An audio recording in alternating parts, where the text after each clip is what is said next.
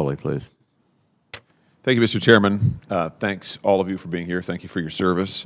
General Berger, I just want to start by saying that I was particularly pleased to see in the Force Design 2030 annual update your continued focus on China as the nation's pacing threat, on the Taiwan scenario, and your continued use of those scenarios and that threat to benchmark what the Marine Corps' efforts are in your strategic design. I think it's a bold vision, which you've been doing, much overdue, and I just want to say I think you've done it in a very rigorous and thoughtful way. So I think it's a model. Keep up the good work.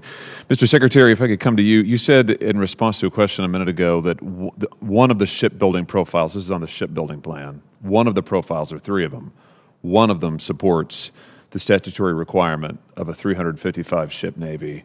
Is that profile 3, I assume? Yes, sir. Okay.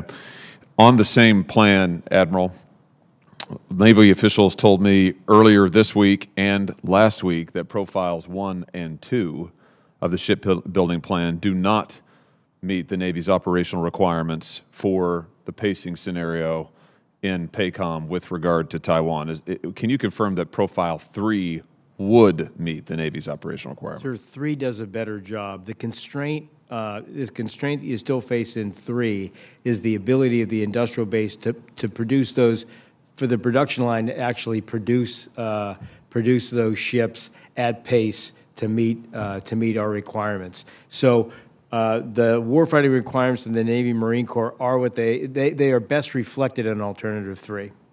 So are you telling me, Admiral, we would get there in 3, but it might still be a push even under 3? Am I hearing you right? We would get there with 3, but that would require real growth in the budget. Let me just ask you how long it would take to get to the point under 3 where the Navy would be able to meet its operational requirements. So with respect to 355, sir, that would be out in the 2040s in order to put us on that path, which I think is probably, physically reasonable given, again, the constraints of the industrial base. What about the operational requirements for the pacing scenario in PACOM? That is defeating a fait accompli against Taiwan. So capacity does obviously gives you greater capability.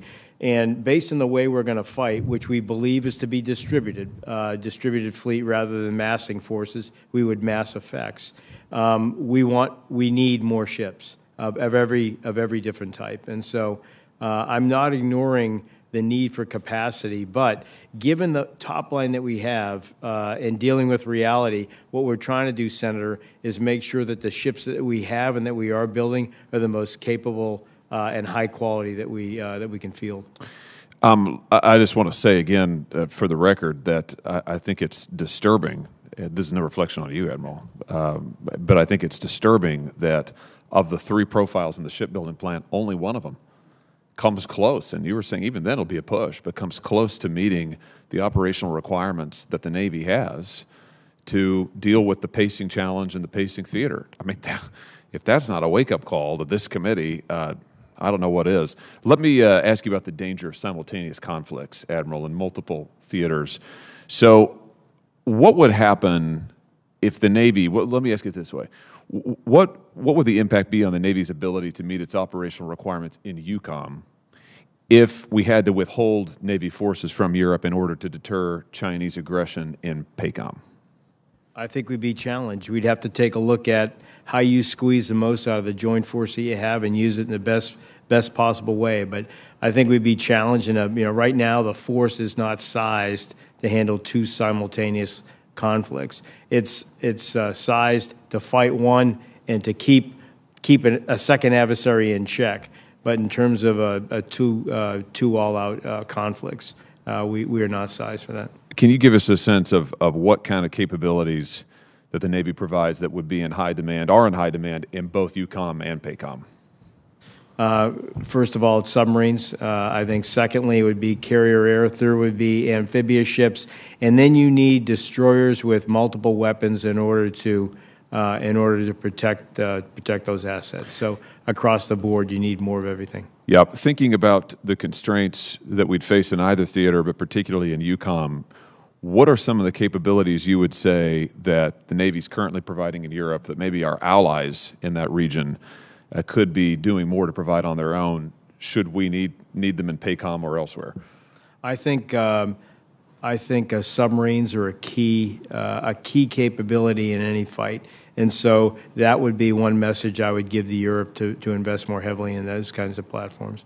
Yeah, thank you. In my few remaining seconds here, Mr. Secretary, let me ask you about an interesting article I read from former Undersecretary of the Navy, Robert Warwick, who recently said, I want to make sure I get this right, he's talking about forward presence, and he said over time, an emphasis on forward presence could lead to a decline in warfighting readiness with potentially dire results. Do you agree with the former Secretary that presence operations can trade off with proficiencies that are critical to combat?